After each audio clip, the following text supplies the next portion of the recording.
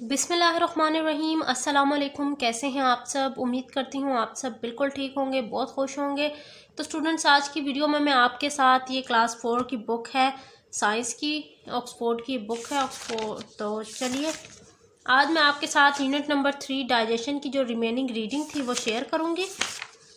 कुछ रीडिंग मैंने आपके साथ पहले शेयर कर रही थी, पेज नंबर 33 हाफ शेयर कर लिया था, हाफ रह गया था। तो चलिए शुरू करते हैं। We depend on each other, हम एक दूसरे के ऊपर निर्भर करते हैं, यानी हम एक दूसरे के ऊपर डिपेंड करते हैं। All living thing needs air, water, food, mineral, light and warmth.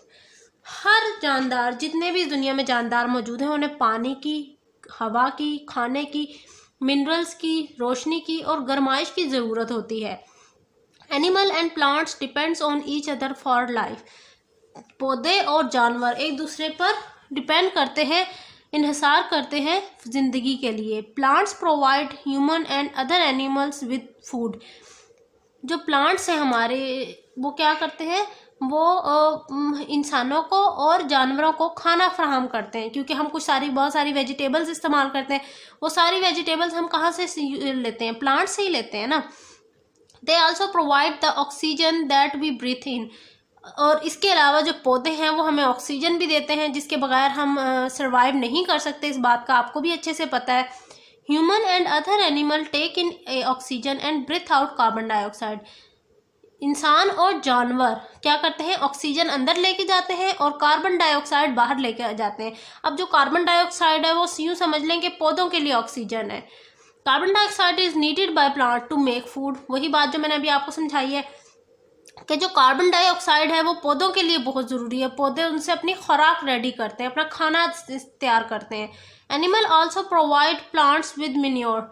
जो एनिमल्स हैं, जितने भी जानवर हैं, वो पौधों को इसके अलावा खादें भी फराहम करते हैं, यानी जो उनका वेस्ट प्रोडक्ट होता है वो हम पौधों के लिए फर्टिलाइजर के तौर पर यूज़ करते हैं। In this way plant give something and receive something in return. इस तरह से, इस नज़रिए के ज़रिए मुताबिक प्लांट्स हमें कुछ देते भी हैं और हमसे कुछ लेते भी हैं। Next page number 34, concept check. Living thing depend on each other. Plants provide human and animals with food and oxygen.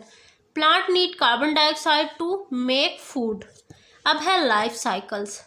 All animal pass through various stages in their life. तमाम जितने भी जानवर हैं वो एक स्टेज से गुजर कर ही यंग होते हैं, कुछ एडल्ट होते हैं, फिर बूढ़े होते हैं। तो मतलब उनकी लाइफ का एक सर्कल है पूरा।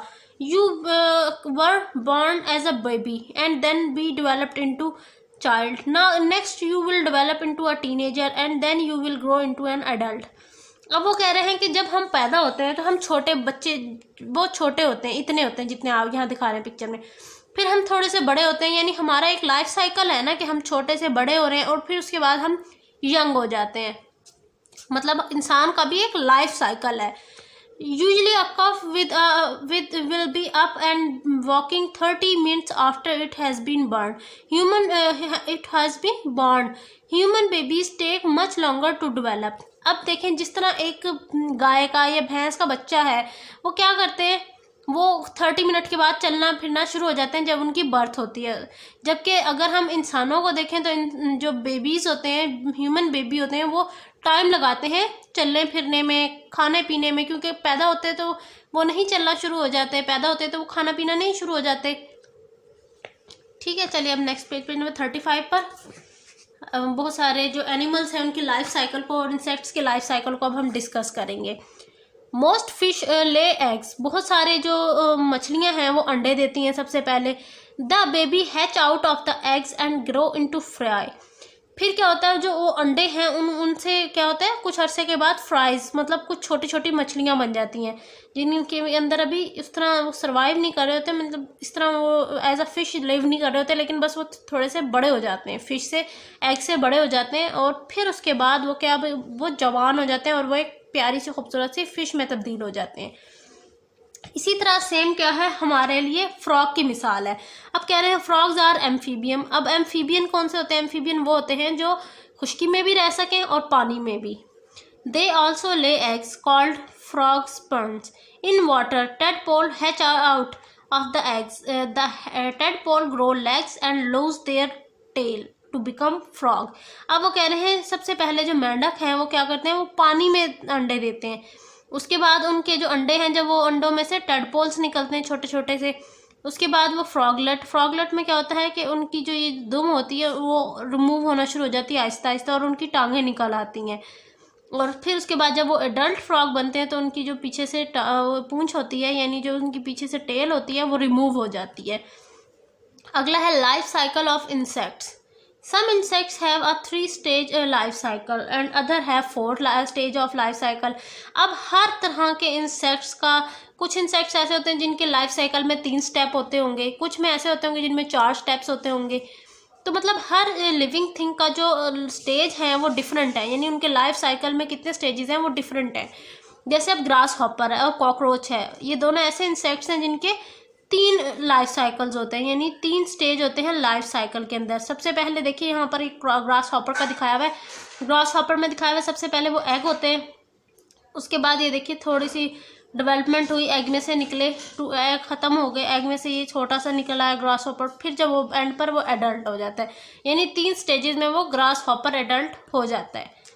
इसी तरह सेम आगे उन्होंने दिखे यहाँ पर बटरफ्लाई का भी दिखाया हुआ है, और उसके अलावा क्या लिखा है, हाउस फ्लाई, ये जो मक्खियाँ हमारे घर में फिर रही होती हैं, इनकी भी स्टेज दिखाया हुआ है। जो बटरफ्लाई है उसके 4 स्टेजेस हैं। सबसे पहले क्या होता है कि बटरफ्लाई जो है वो लीव्स पर एग देती हैं अपने। जब वो लीव्स में से एग में से निकलते हैं, एग में से लार्वा निकलता है इस तरह का, जिस तरह का ये आप कीड़ा नुमा देख रहे हैं। देन उसके बाद ये प्यूपा, ये ऐसे जैसे बंद कोई चीज़ बंद पड़ी हुई हो, और एंड पर वो बटरफ्लाई बन जाते हैं।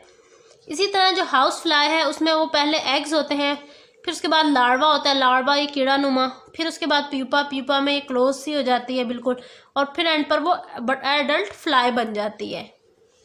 अब है सिमिलैरिटीज़ एंड डिफरेंसेस, मतलब डिफरेंस भी बता रहे हैं और सिमिलैरिटीज़ भी कुछ बता रहे हैं। यहाँ पर सिमिलैरिटीज़ में क्या है, all people are from the same species, जितने भी लोग हैं वो सारे एक ही स्पीशी से बिलोंग करते हैं। वी आर ह्यूमंस, हम इंसान हैं। We look similar but we have difference और वेरिएशंस, यानी हम हैं तो लिविंग थिंग, हम हैं तो इंसान, लेकिन हमारे अंदर कुछ डिफरेंसेस हैं, कुछ वेरिएशंस हैं। यानी जैसे किसी का कलर बहुत डार्क होता है, किसी का कलर फेस कलर जो है वो वाइट होता है, किसी का ब्लैक होता है, किसी का ब्राउन होता है।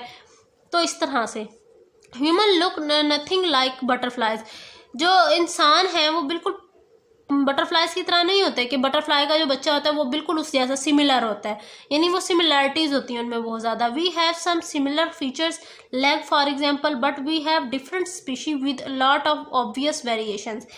वो कह रहे हैं कि हम हैं तो एक ही जैसे फीचर्स के लिहाज से, यानी हमारी टांगे हैं, हमारे सबके पाँव होते हैं, सबके हाथ होते हैं, सबकी आंखें होती हैं, लेकिन हम बाहर की जो हमारी अपीयरेंस है वो सबकी डिफरेंट होती है।